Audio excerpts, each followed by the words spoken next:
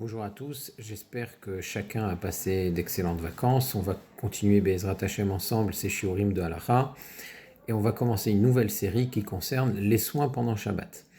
Évidemment, le sujet qui nous servira de base et d'introduction, c'est la notion de Pikuach Nefesh. Qu'est-ce que ça veut dire Pikuach Nefesh? Pikuach Nefesh, ça veut dire déblayer pour rechercher une âme. Pikuach, c'est déblayer. Nefesh, c'est une personne. Et le cas de Pikuach Nefesh, c'est celui d'une personne qui se trouverait chas v'chalila sous des décombres et qu'on aurait besoin de sauver en déblayant, en déplaçant les pierres et en transgressant de cette façon le Shabbat, Yom Tov, Yom Kippour, etc. On sait, c'est une Mishnah, c'est une Gemara, c'est une notion qui est connue, appliquée de façon courante, qu'un Pikuach Nefesh, une situation de danger, donc par extension, le déblaiement, c'est juste un exemple, mais par extension, toute situation de danger où il faut agir pour sauver, ça s'appelle Pikuach Nefesh. On sait que le danger, le Pikuach Nefesh, repousse le Shabbat. C'est tranché dans le Shulchan Aruch, et le Shulchan Aruch va même jusqu'à dire que Hazariz, Harezé Meshubar, que celui qui est empressé, eh bien, il est louable. C'est bon de s'empresser pour sauver une personne en transgressant le Shabbat. Autrement dit, c'est une mitzvah, ce n'est pas une transgression, au contraire, c'est un devoir de le faire. D'où est-ce que ça vient?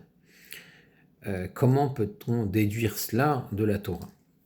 La Gemara, dans Masechet Yoma, Daf Pehe Amud Aleph, donne trois explications, trois sources. La première, c'est celle de Rabbi Yossi ben Rabbi Yehuda. Rabbi Yossi ben Rabbi Yehuda rapporte un pasuk dans Parashat Kitissa qui dit la chose suivante. Ach et shabbatotai tishmoru. Cependant, vous garderez mes Shabbatot. Autrement dit, même si je vous demande de construire le Mishkan, de construire ce sanctuaire portatif qui est le Mishkan, qui a accompagné les Bnei Israël dans le désert pendant 40 ans, même si je vous demande sa construction, mes Shabbatot, vous les garderez. Ça, c'est le sens simple du pasuk. Dans le Drash, dans le Midrash, le mot Ach signifie qu'on diminue. Ach, cependant. Et donc, il y a une diminution du Shabbat, entre guillemets, c'est ce qu'on déduit dans cette dracha, c'est ce que déduit Rabbi Yossi ben Rabbi Yehuda. Donc, il y a des moments où, effectivement, le Shabbat ne doit pas être gardé, et quel peut être ce moment-là? D'après Rabbi Yossi ben Rabbi Yehuda, c'est les moments justement d'extrême urgence. L'urgence la plus extrême, c'est celle où il s'agit justement de sauver une vie. Rabbi Yonatan ben Yosef donne une autre explication. Il dit la chose suivante: Ki kodesh hi lachem. Elle est sainte pour vous. Lachem, elle est à vous. Le Shabbat est en votre possession. Vous possédez le Shabbat. Or, si, même dans une situation de danger, on ne pouvait pas transgresser le Shabbat, alors on ne peut pas dire qu'on possède le Shabbat, on ne peut pas dire qu'on domine le Shabbat, mais au contraire, on est à sa merci, on est soumis au Shabbat, et ça ne doit pas être le cas. Donc selon Rabbi Yonatan ben Yosef, en cas de danger, on doit transgresser le Shabbat du fait de Ki Kodesh Ilachem, le Shabbat est à vous, et vous ne lui appartenez pas. Rabbi Shimon ben Assia lui donne encore une autre explication. Il dit Veshameru Bnei Israël et ha-Shabbat. Les Bnei Israël garderont le Shabbat. Et donc, si on laisse une personne mourir, eh bien, tous les autres Shabbatot de sa vie, elle les gardera plus. Donc, il faut absolument sauver une vie pour qu'elle puisse garder d'autres Shabbatot. Toutes ces explications ont leurs limites. Et c'est pour ça que la Gemara les rejette elle rejette toutes ces explications. Et la seule qui est retenue, c'est Asher Ya'ase Otam Ha'adam Vachai Bahem. Voici les mitzvot que vous accomplirez, que l'homme fera, Vachai Bahem, pour en vivre. Il vivra par ces mitzvot. De là, on apprend que les mitzvot s'imposent dans la mesure où on vit par elles. Si les mitzvot s'imposaient, même quand on ne vit plus, eh bien, ce n'est plus la Torah. La Torah nous demande d'accomplir les mitzvot tant que l'on vit par elles. Et effectivement, c'est un principe qui s'applique à toutes les mitzvot de la Torah, à quelques exceptions notoires, par exemple celle de la Avodah Zara. On ne doit pas transgresser l'interdiction de l'idolâtrie pour survivre, ni la débauche, Gilou Yarayot, les relations interdites, ni même Shfichut Damim, ni bien entendu tuer pour sauver sa peau. Ça fait partie des exceptions. On ne transgresse pas la Torah pour sauver une vie. Il y a quelques autres situations très très spécifiques où là aussi on peut, on n'est pas tenu de transgresser la Torah pour sauver une vie, mais là n'est pas le sujet. Donc, en règle générale, on transgresse la Torah pour sauver une vie. On transgresse le Shabbat en particulier. Alors, le fait que la dracha, ce soit Asher Yaaseh Otam Ha'adam Vachai Bahem, qu'on doit vivre par la Torah, a de nombreuses conséquences. Par exemple, si on doit sauver une vie d'une personne, on sait qu'elle gardera jamais d'autres Shabbatot. Par exemple, elle doit faire un traitement où chaque jour on doit transgresser Shabbat pour la sauver. On sait que de sa vie, elle ne gardera pas d'autres Shabbatot. Ou on doit sauver une vie, mais on sait qu'on ne pourra la faire vivre que quelques heures ou quelques jours. On sait qu'elle ne gardera pas d'autres Shabbatot. Est-ce qu'on doit transgresser Shabbat pour elle? Eh bien, si la dracha d'origine, c'est Asher Yaaseh Otam Ha'adam Vachai Bahem, oui, même pour quelques instants de vie, même pour quelques heures, on transgresse le Shabbat. Alors que si c'était Veshamru Bnei Israël et Shabbat, il faut transgresser un Shabbat pour en garder d'autres, eh bien dans ce cas-là, on ne transgresserait pas le Shabbat. Voilà déjà une première conséquence. Donc on transgresse le Shabbat, même pour quelques heures, même pour quelques minutes de vie. Si on a un doute, peut-être qu'il est en danger. Peut-être qu'il y a quelqu'un sous ce tas de pierres.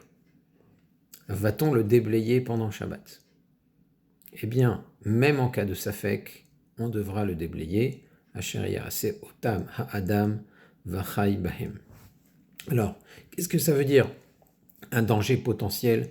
Quand on dit qu'un danger potentiel repousse le Shabbat, si une personne affirme se sentir très mal, elle sent qu'elle va pas bien, elle dit qu'elle a une attaque, elle a peur d'avoir un AVC, et quand on l'observe, on n'a pas l'air de sentir quoi que ce soit sur son visage, elle ne pâlit pas, elle a l'air bien, mais elle affirme, elle soutient mordicus qu'elle est dans une situation de danger, eh bien, dans le doute, on transgresse le Shabbat, même si on n'est pas très sûr de sa sincérité. C'est ce qu'on appelle Safek Pikuach Nefesh, eh bien ça suffit pour transgresser le Shabbat.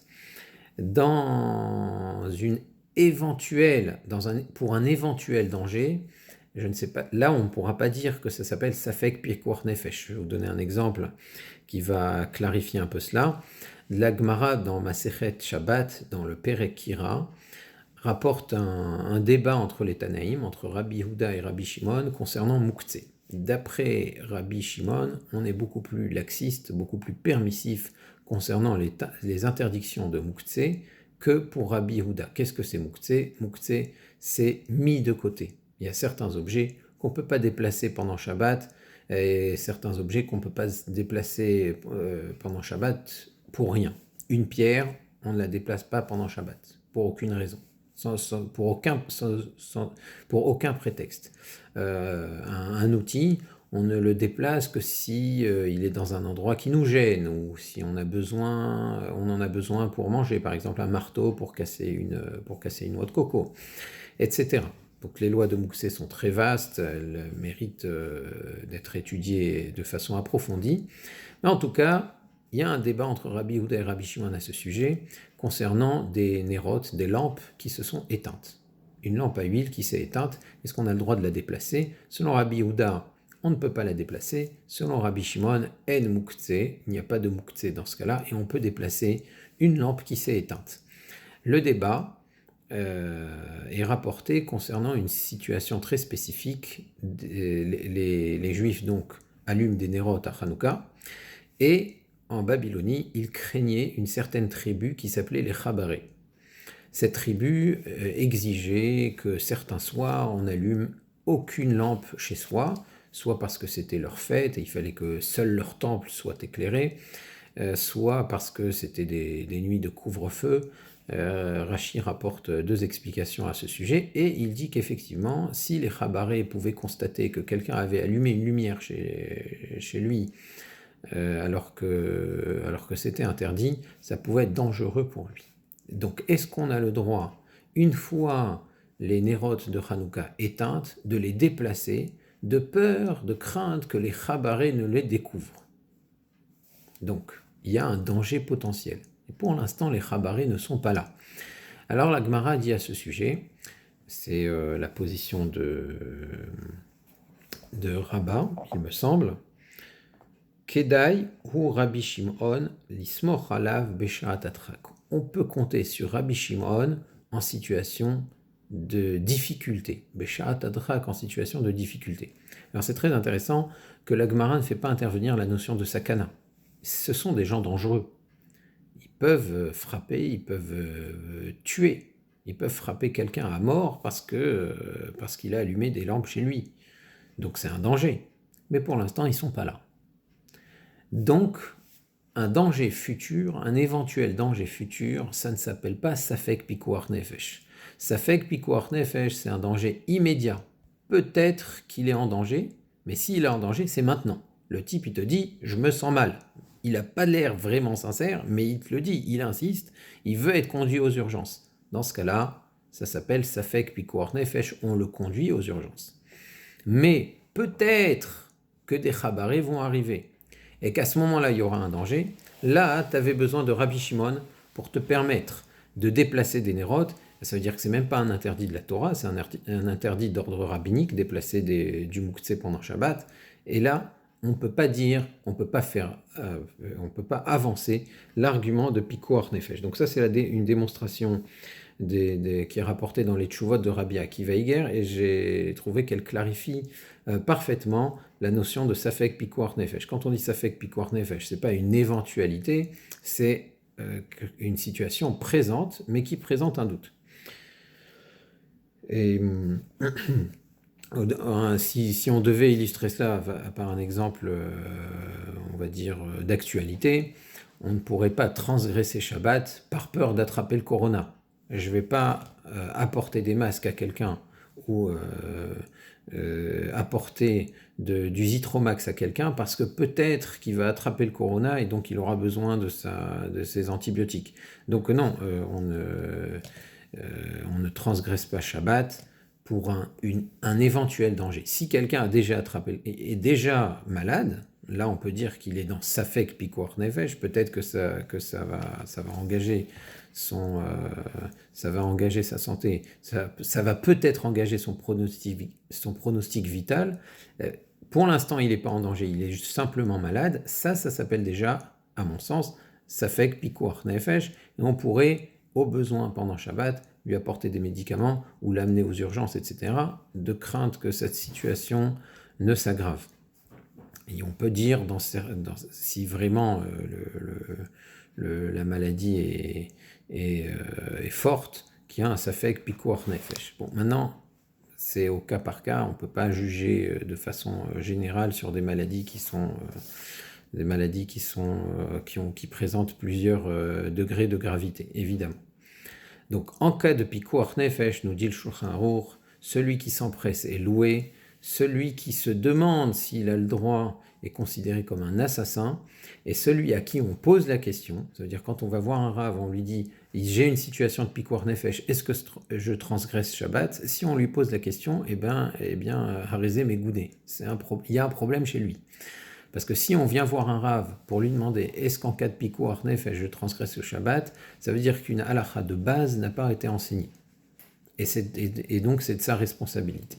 Donc c'est le Shulchan Aruch et le Mishnah Berurah qui rapportent cela au nom du Yerushalmi. Alors est-ce que ça veut dire qu'on ne doit pas se poser de questions du tout et qu'on peut faire tout et n'importe quoi pour un Pikuach Nefesh? Alors ça ne veut pas dire cela. Quand on dit que celui qui demande est considéré comme un assassin, c'est celui qui pose la question, est-ce que j'ai le droit de le faire? Il sait qu'il y a un Pikuach Nefesh, mais il se dit, non, je ne préfère ne rien faire tant que je n'ai pas l'autorisation du Rav, tant que je n'ai pas l'autorisation du Bet Din. Une personne comme celle-là est appelée assassin. C'est appelé un assassin. Il laisse une vie partir pour une khumra. Là, on est en train de dire que c'est une khumra de shtout, une khumra sot, une chassidoute idiote, c'est une fausse piété. Par contre, si on pose des questions parce qu'on est dans une situation un peu particulière, on n'est pas considéré comme un assassin. Ça ne veut pas dire que c'est bon à faire, mais on n'est pas appelé assassin. Je vais vous donner un exemple. Si une personne est en train de se noyer et que je dois tirer des filets pour le repêcher, mais en tirant des filets, je pêche aussi. Pêcher, c'est un interdit de la Torah, c'est une véritable transgression de Shabbat, et j'ai pas besoin de pêcher les poissons pour le sauver. S'il s'agissait de faire des nœuds pour lui envoyer une corde, j'ai besoin de faire le nœud pour le sauver. La transgression sert à sauver la personne. Mais là, quand je tire le filet en pêchant des poissons, les poissons ne servent pas à le sauver. S'il n'y avait pas les poissons, je n'aurais pas transgressé Shabbat et j'aurais quand même sauvé la personne. Mais maintenant, pour le sauver, je dois pêcher aussi des poissons. Est-ce que j'ai le droit de le faire? Alors, évidemment, il doit le faire. On doit le faire. Mais s'il pose la question, on ne va pas le considérer comme un assassin. Bon, c'est pas bon, c'est pas bien, mais on ne va pas le considérer comme un assassin. En tout cas, le principe est sûr, c'est qu'il faut agir et agir au plus vite et surtout ne pas laisser la situation s'aggraver.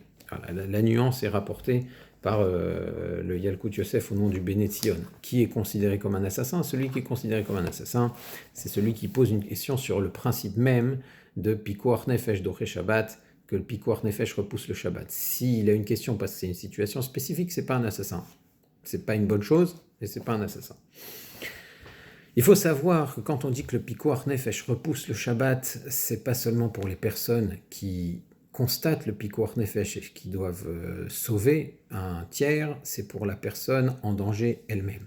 La personne qui est en danger doit savoir qu'elle a le devoir de transgresser Shabbat pour sauver sa propre vie, et elle doit accepter les traitements, accepter de se faire conduire en voiture, accepter de manger à Kippour s'il faut qu'elle sauve sa vie. Manger à Kippour, je donne cet exemple parce que c'est l'exemple le plus courant où il y a des réticences. Une personne toute sa vie a jeûné à Kippour. Kippour, c'est la fête la plus sacrée du calendrier juif. Et manger à Kippour, c'est quelque chose qu'on ressent comme une action qui est assez terrible. Et se dire, c'est une mitzvah pour moi de manger parce que je suis en danger, c'est un pas à franchir, c'est difficile, mais il faut savoir que c'est un devoir pour la personne elle-même. Pour la personne qui est en danger, elle aussi, elle a le devoir de transgresser le Shabbat ou Kippour pour sauver sa vie. Est-ce qu'on a le droit de se dire, bon, je vais attendre Motsei Shabbat? Alors évidemment, si le danger est immédiat, on ne peut pas dire je vais attendre Motsei Shabbat. Quelqu'un en train de se noyer, on ne peut pas dire je vais attendre Motsei Shabbat pour le sauver, évidemment. Mais si c'est des soins où on se dit on peut peut-être attendre, est-ce que ça vaut la peine d'attendre? On ne peut attendre que si on a la certitude que la situation ne va pas s'aggraver. Tant qu'on n'a pas cette certitude-là, on doit agir au plus tôt et au plus vite. Si on a transgressé Shabbat et que ça n'a servi à rien, soit que la personne n'a pas pu être sauvée, soit Chas v'Shalom, ça peut arriver malheureusement. On a voulu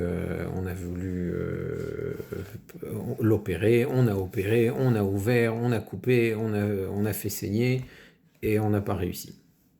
Est-ce qu'on doit faire teshuva pour cela? Si on s'est mis à plusieurs, on savait qu'un tel était en danger, on s'est mis à plusieurs, on a pris notre voiture pour aller le chercher. Ça peut arriver très souvent quand des gens sont volontaires pour des associations comme Zaka ou Hatzalah, etc., aux États-Unis ou en Israël. On s'est déplacé, on a tous pris notre scooter parce qu'il y avait un signal d'urgence. On était 3 à prendre le scooter, une seule personne suffisait. On arrive sur les lieux, le premier est arrivé, il a sauvé la personne, je me suis déplacé pour rien. Est-ce que je dois faire teshuva pour ça?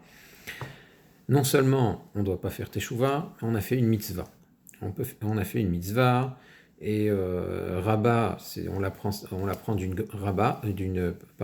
Gemara dans Masechet Shabbat. Rabba donne un exemple, il dit si un malade a besoin d'une figue, qu'on lui cueille une figue pour le sauver, et que 3 personnes ont couru et chacun a rapporté une figue, donc il n'en a mangé qu'une seule, on l'a sauvé, mais les 2 autres ont cueilli des figues pour rien, et cueillir une figue pendant Shabbat, c'est transgresser Shabbat, eh bien il dit, ils ont un salaire pour la bonne action qu'ils ont fait.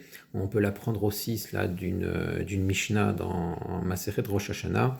On avait le droit de transgresser Shabbat pour témoigner du nouveau mois au Beddin à Yerushalayim, et il y avait plusieurs paires de témoins qui se dirigeaient vers Yerushalayim parce qu'ils avaient vu la nouvelle lune, et un Tana les avait arrêtés, et Rabbi Akiva avait reproché à ce Tana de les empêcher d'aller témoigner. Il lui a dit, écoute, c'est vrai qu'il y a 40 paires de témoins, on a besoin d'une seule paire de témoins pour annoncer le nouveau mois, mais si tu leur dis, restez chez vous, à un moment donné, ils vont voir la lune, peut-être que ça va être le seul à avoir vu la lune, il ne va pas se déplacer, et tu ne pourras pas déclarer le nouveau mois. Donc même s'ils sont 40 paires de témoins, et qu'on va les interroger juste pour faire joli, passez-moi l'expression, eh bien, ça vaut quand même la peine qu'ils se déplacent et qu'ils transgressent Shabbat. Alors, j'imagine que, a fortiori, quand il s'agit d'une sakanat nefashot, c'est une mitzvah qu'ils ont fait, et non seulement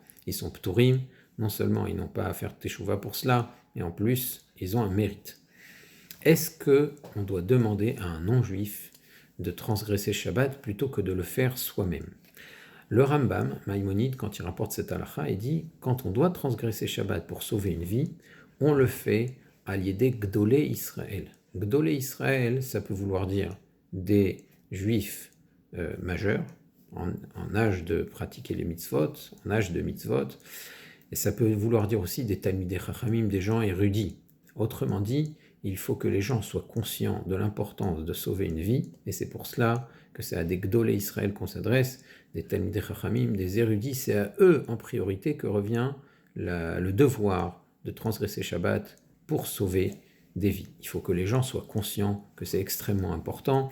On rapporte qu'un jour, Rav Israël Salanter avait lui-même mangé à Kippour pour pousser d'autres gens à manger à Kippour, parce que c'était une année de disette ou d'épidémie, je ne sais pas exactement, mais c'était un moment où les gens avaient le devoir de manger à Kippour à cause de Pikuach Nefesh. Eh bien, la première personne qui se doit de montrer l'exemple, c'est le Talmid Chacham, c'est l'Egdolé Israël, c'est à eux de transgresser Shabbat pour sauver des vies. On ne doit pas se dire, je vais laisser faire ça à quelqu'un qui n'a pas la mitzvah de Shabbat, à un non-juif.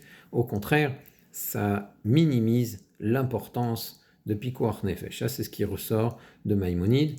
Et le Shulchan Aruch tranche à peu près de la même manière, sauf qu'au lieu de dire Gdolé Israël, qui laissera entendre qu'on parle d'érudits, il dit Israël Gdolim Ubnei Da'at, on parle de gens majeurs. On ne parle pas d'érudits spécifiquement. En tout cas, le Shulchan Aruch n'encourage pas de demander à un non-juif de transgresser Shabbat pour sauver une vie. Le Rama n'est pas tout à fait d'accord. Le Rama dit que si le fait de demander à un non-juif ne va pas retarder le sauvetage, eh bien, c'est mieux de demander à un non-juif. Et vous avez exactement le même débat concernant ce qu'on appelle un chinouille. Faire une mélacha, faire un travail pendant Shabbat de façon inhabituelle, ce n'est pas aussi grave que de le faire de façon normale. Par exemple, transporter un objet dans ses mains pendant Shabbat, c'est transgresser Shabbat. Si maintenant je transporte ce même objet à l'intérieur du coude, c'est une façon inhabituelle de transporter l'objet. Eh bien, ce n'est pas transgresser Shabbat de la Torah, c'est juste un interdit des Rabbanan. Est-ce que c'est préférable de faire un chinouille ou de le faire normalement? Quand je dois sauver quelqu'un, je dois lui apporter un médicament, il est en danger. Est-ce que pour lui apporter le médicament, je peux transporter dans le domaine public dans ma main, ou je vais le faire à l'intérieur du coude? Eh bien, le Mechaber dit non, tu fais pas de chinouille, tu lui apportes les médicaments normalement parce que c'est un pikuach nefesh, il est en danger. Et il faut qu'on sache, il faut qu'on soit conscient qu'on transgresse Shabbat pour sauver une vie. Et le Rama dit, mais ça ne te coûte rien de le mettre dans ton coude, tu arriveras aussi rapidement. Donc mets-le dans ton coude, au moins tu n'auras pas transgressé Shabbat. Donc c'est un débat qu'il y a entre le Mechaber et le Rama. Donc le Mechaber, qui est le posek de référence pour les communautés sfaradites, dit, ne fais pas de chinouille. Et le Rama dit, fais un chinouille quand tu sais que tu ne vas rien perdre, ou demande à un non-juif quand tu sais que ça ne va pas retarder le sauvetage. Il y a une situation où tout le monde est d'accord qu'il vaut mieux faire un chinouille, où il vaut mieux demander à un non-juif, c'est une femme qui accouche. Une femme qui accouche, même le Mechaber rapporte qu'on demande à un non-juif, quand c'est possible bien entendu, de transgresser Shabbat, donc ça serait préférable un taxi que de prendre sa propre voiture. Pour une femme enceinte, pour une femme qui pense qu'elle va bientôt accoucher, Un taxi, c'est préférable, même d'après le Mechaber, même d'après Rav Yosef Karo. Alors pourquoi cette différence? En réalité, dans la Gemara, on rapporte que pour une femme qui accouche, c'est préférable de demander à un non-juif, c'est préférable de faire un chinouille. Kol ma defchar les chinouillés meshaninan. La question qui se pose, c'est est-ce que quand la Gemara dit ça, on sait parfaitement qu'une femme qui accouche, elle est en situation de danger. Elle est en situation de danger, c'est une situation de pikuach nefesh claire, mais on demande de faire un chinouille dans la mesure du possible. Est-ce que ce que la Gemara affirme concernant la femme accouchée s'appliquera à tous les malades ou non? Eh bien, c'est ça le débat. D'après le Mechaber, tu appliques pas ça à tous les malades. Pourquoi? Le Magen Avraham, qui est un des principaux commentateurs du Shulchan Aruch, il explique que la femme qui accouche, c'est une sakana, certes, mais c'est quelque chose de courant. Et la majorité des femmes survivent. Par conséquent, dans la mesure du possible, il faut faire un chinouille. Il faut faire un changement, faire le travail de façon inhabituelle, demander à un non-juif, dans la mesure du possible, encore une fois. Si on sait que ça risque, à cause de ça, de prendre du retard ou d'être mal fait, etc., évidemment, on transgressera Shabbat normalement. Ça, c'est la position du Mechaber. Le Rama, il dit que si on t'a dit cela pour une femme qui accouche, qui est en situation de danger, ça veut dire que même dans n'importe quelle situation de danger, c'est quand même préférable de faire un chinouille. Donc, pour récapituler le shiur, un danger repousse Shabbat, comme on dit, vachai bahem, même si on a un doute, et même si c'est provisoire, même si c'est pas pour garder d'autres Shabbatot. Bien entendu, c'est uniquement si la sakana est présente. Si elle est potentielle dans le futur, mais pour l'instant, il n'y a rien du tout, alors à ce moment-là, il y a peut-être des hétérim, il y a peut-être Sha'atatra, qui a la position de Rabbi Shimon, comme on a vu avec les bougies, etc. Mais on ne peut pas transgresser Shabbat de façon franche, juste parce que peut-être plus tard, il y aura un danger. Un peut-être plus tard, non. Maintenant, s'il y a un danger, mais je ne suis pas sûr que c'est vraiment dangereux, ça s'appelle Safek Pikuach Nefesh. Il faut agir sans se poser de questions, même si on a un doute, etc. Dans certaines situations, quand on se pose trop de questions, on peut même être considéré comme un assassin, comme on l'a vu. Et pour une femme accouchée, pour une femme qui accouche, c'est sûr qu'il est préférable de demander à un non-juif ou de faire ce qu'on appelle un chinouille. On reviendra en détail sur les règles de l'accouchement pendant Shabbat.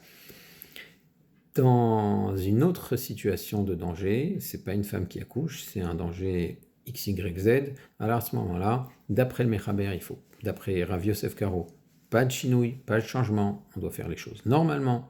D'après le Rama, dans la mesure du possible, on demande à un non-juif de le faire ou on fait les choses avec chinouille. Je souhaite à personne d'arriver à une situation de sakana pendant Shabbat. À bientôt, Be'ezrat Hashem, au revoir.